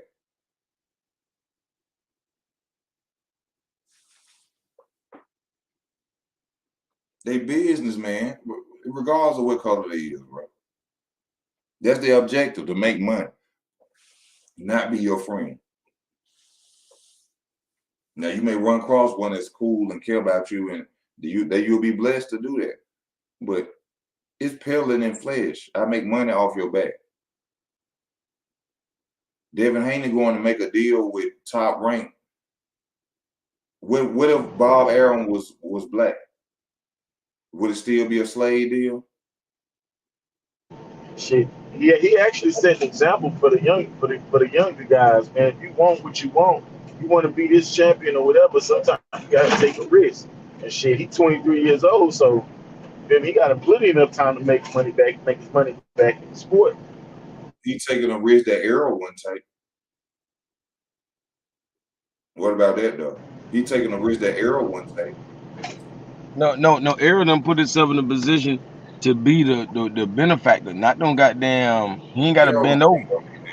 Errol making damn the same thing all the other niggas. No. The question is why Crawford didn't take the same goddamn deal like a Haney. Man, shit. Why would a nigga who top 2 pound for pound gotta take that? Like, because Mayweather did it. Mayweather did it against De La Hoya. He was a big fish. Did you forget what Adrian Broner just came out and told the public that Al Heyman is bird feeding PBC fighters, giving them checks every week and every 2 weeks? Why would he go and sign to Al Heyman and they getting bird fed? Floyd Mayweather was mad that Canelo went and grabbed $40 million from Al Heyman and he ain't got his money. Errol Spence and Terrence Crawford both worth $8 million. I'm looking at it right now. But one did it in less time. They got Keith Thurman and Barrios on pay-per-view because Al Heyman ain't paying them. That's how they generating their money out pay-per-view numbers. Man, get this. Come on, bro. Well, that mean Errol getting paper. How they getting paper? Not like how you think, bro. Numbers. But the thing about it is, though, D, how you guarantee a nigga that's not even with y'all entity 40 mil, but every fight, this nigga EJ guaranteed 1.5, 2 million, 3 million, 1.5. Come on, man. Y'all got 40 million to give to Canelo. Y'all ain't got at least an average of 8 guaranteed to give to Spence, the big fish, the cash cow, the shot caller of the welterweight division. Yes. Terrence Crawford getting a listen. No, hold on. Terrence Crawford is getting a minimum of 4 million, bro. So who made the better business deal? Guaranteed. Man, stop that, bro. Man, the man only got $8 million. The man got the same amount of money as Spence, as Crawford just spent. D, that's net worth. D, that's not how much money they got. Yeah. That's I know that don't mean that mean everything they own. Period. No, bro. That's how much. That's how much. No. I'm saying, D. This thing. You know about. My bad, easy. You know anything about NFTs, bro? Or you know, like a Picasso? That's basically what they saying that word. Like you got a Picasso. This Picasso could be like 670,000. That's the net worth of the Picasso. But as years go on, it appreciates. That's just what that means. That don't mean that they got 8 million all together. No, a lot of things depreciate. What I'm saying is, I'm talking about net worth is all your own, like everything you done spent your money on and everything. So basically, if you done bought land, that land is worth a certain amount of money. Yes, but all of that is part of your net worth. You can own a whole bunch of shit, but it's about how much cash do you have on you. No, that's not net worth. No, that's not net worth. Net worth is about everything that your asset. Listen, your asset. Talk. The net worth is about everything that they think you have, like you were just mentioning a Picasso. they're gonna add everything that you own into that. But at the end of the day, all you have is what's in your bank account and what's on your back. Because everything that you got can be taken unless you own it. Right. Like shit. Earl Spence done made more than $8 million in his career, bro. Like, only a fool would believe if he did. You know what I mean? So yeah, that don't necessarily.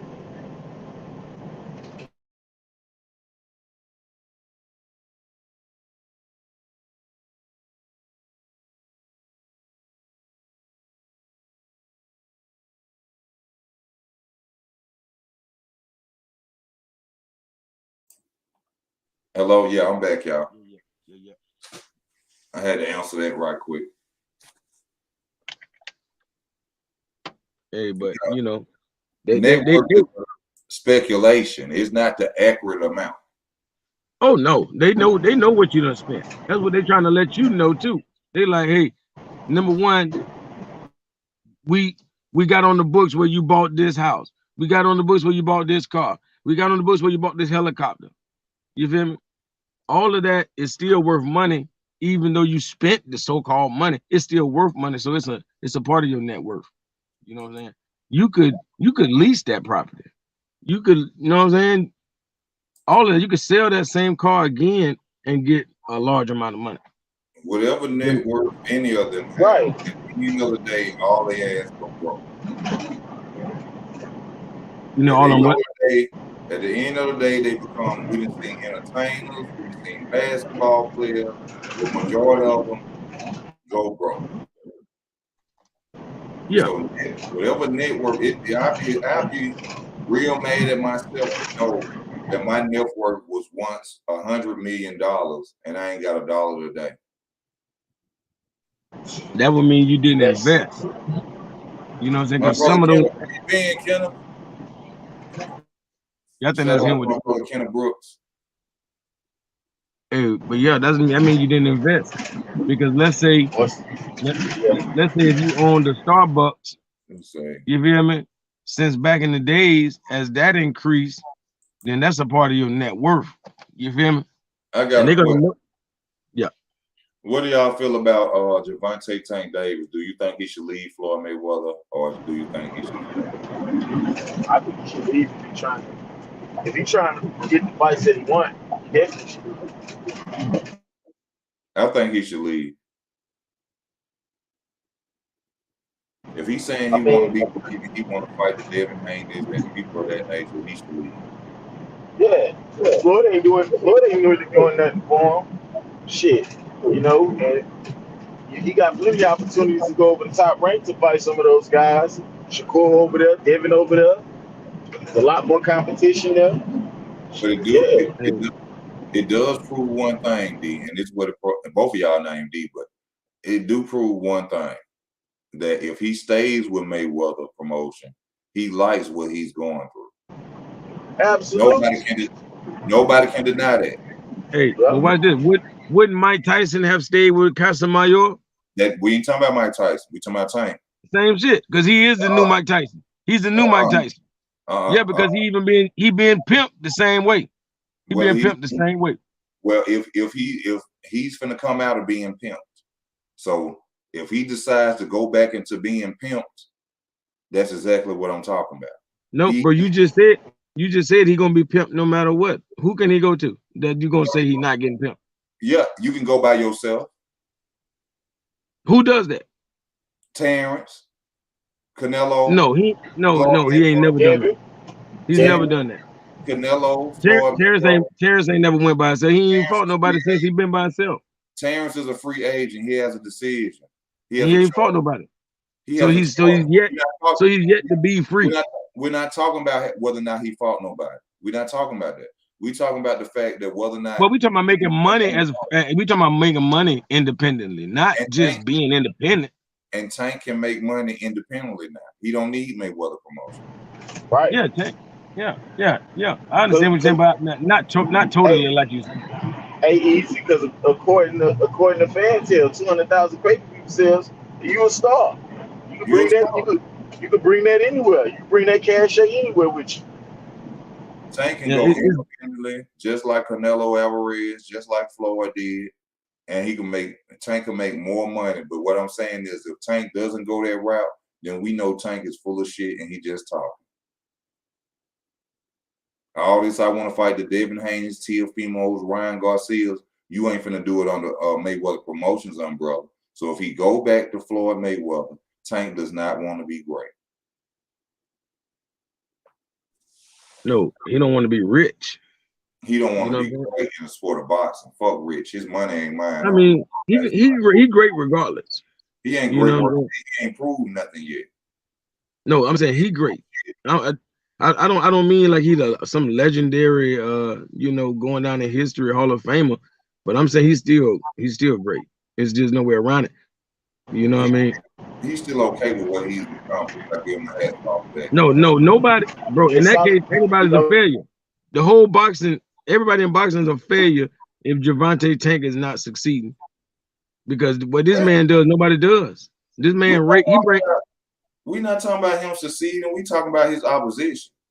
He's successful. He doing something that he dreamed about doing. No, I mean the crowd. He bring the crowd, man. I'm talking about he bringing the rappers out. He bringing everybody out. I don't care about that.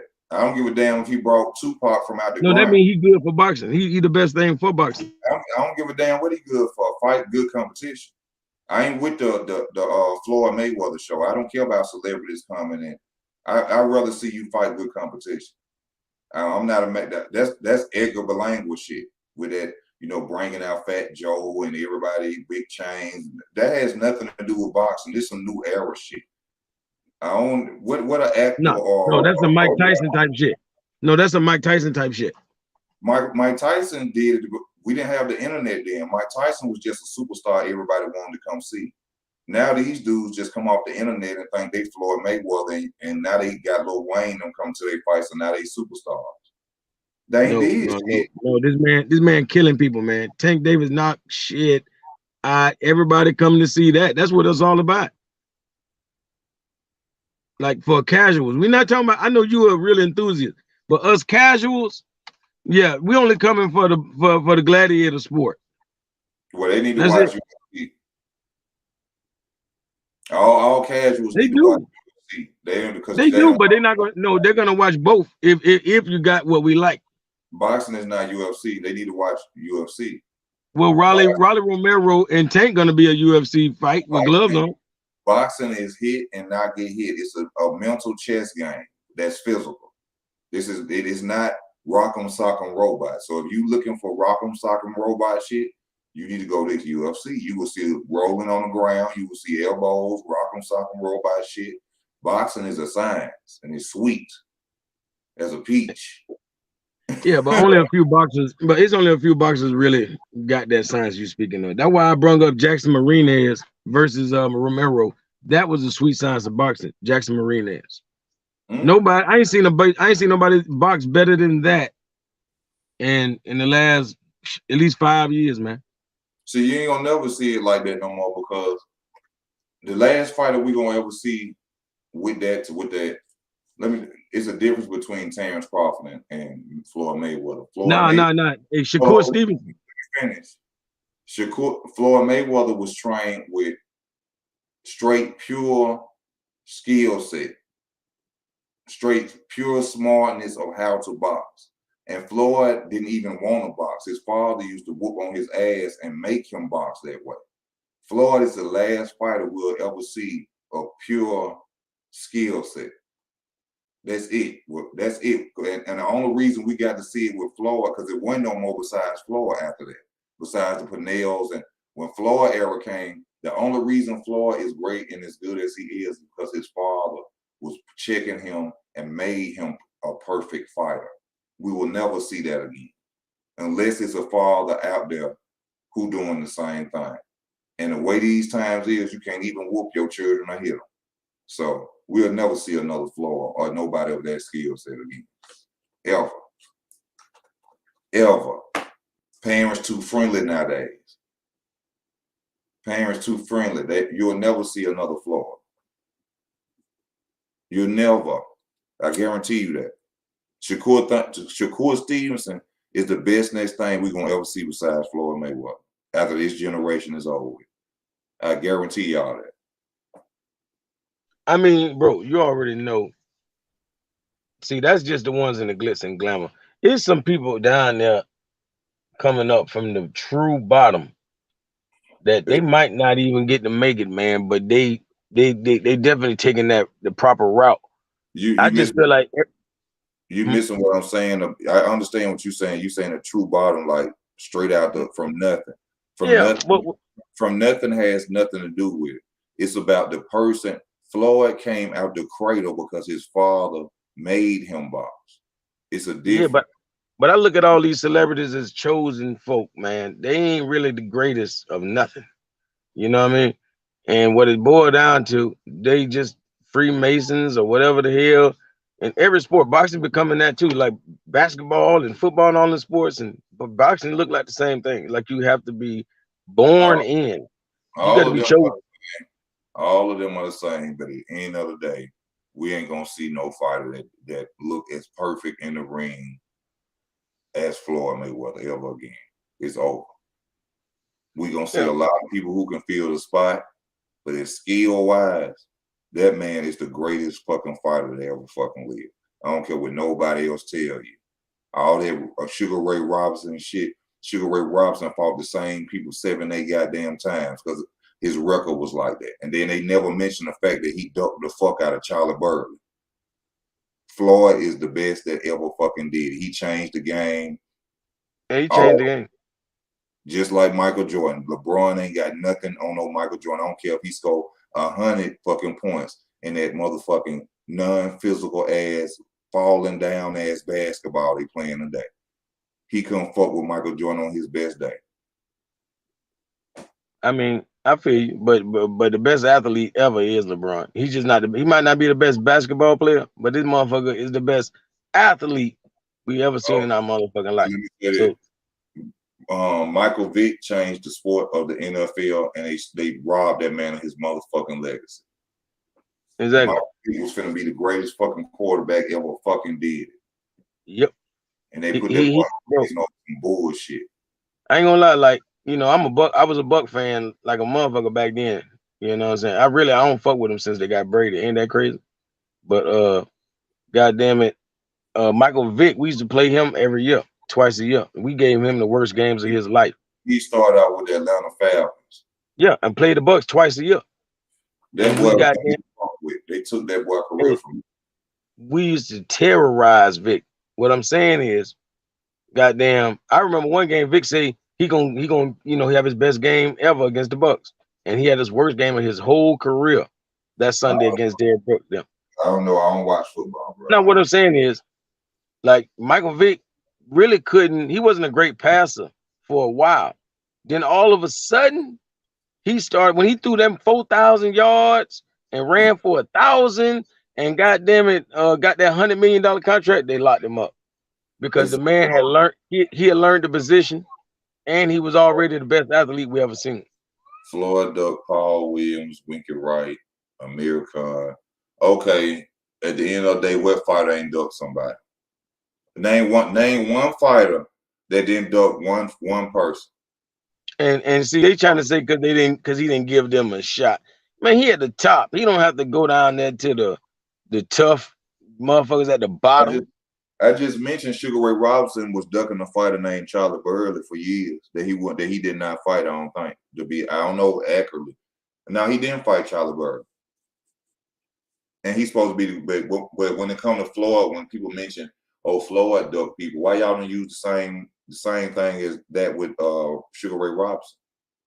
All fighters, Sugar Ray Leonard duck Aaron Pryor. But y'all still say he great. It's people who still say Sugar Ray Leonard the greatest of all time. But he ducked Aaron Pryor. So you see what I'm saying? If you're gonna use it against everybody. Yeah. Did Sugar Ray Robinson change the game of boxing? Did Sugar Ray Robinson make the most in the sport of boxing? Are fighters today going off what Sugar Robinson said and are trying to do what Sugar Ray Robinson did? Hell no. See, the thing we got to be honest about Floyd is he was gifted, and the most amazing thing about his gifts that he got from God is how small he was, and still was the most gifted motherfucker we ever seen. You feel me? It's like, damn. You know what I mean? What make this little motherfucker? How could he be that good? You know, because people think a little person's a pushover until a Floyd Mayweather come out. Real, I done seen a little slim dude. I knew a slim dude in the hood. I seen him fighting one of the biggest, strongest dude. That dude couldn't touch him to save his life. Couldn't touch him. Man, there's no way Floyd Mayweather could beat Sugar Ray Robinson. So, in your opinion, you think Sugar Ray Robinson was more skill set than Floyd Mayweather? And that's to mass disruption. Fighting styles was totally different then. And I don't know why they threw Amir Khan on that list. That was Floyd sad. went on to war with no Sugar Ray Robinson. So you got to remember that. Floyd would not go to war in a fight against Sugar Ray Robinson. He would have to outsmart him. And Floyd is one of the smartest boxers that's ever did it. Man, why would they put Amir Khan on any list? He had money made. Yeah, he had money, but he ain't have Floyd money. Sugar Ray Robinson didn't change the game. At the end of the day, it's about who changed the game.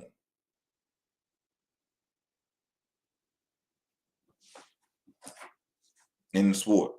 Hey, y'all, it's time for me to get off, though. I've been on almost 2 hours, man. I've been on here. You know, we talked, we did enough. I want to thank D Calico, D Town, and D Young for coming on the channel, man. I truly appreciate y'all spending your time with me, you understand? It's time for me to go on, you know what I'm saying, enjoy my day off and relax, you know what I'm saying? Yeah, man. Hey, we appreciate you though, Easy. I appreciate y'all too, man. Shout out to everybody. Thank y'all for tuning in today. If you want to support the channel, please go to the description. You know where to go. Cash App, PayPal is available. Stay tuned to the channel. We're going to talk about boxing and more. This your boy Easy Work Boxing. I'm out. I hope y'all have a blessed Sunday. Eat good. Enjoy your families. And I'm out.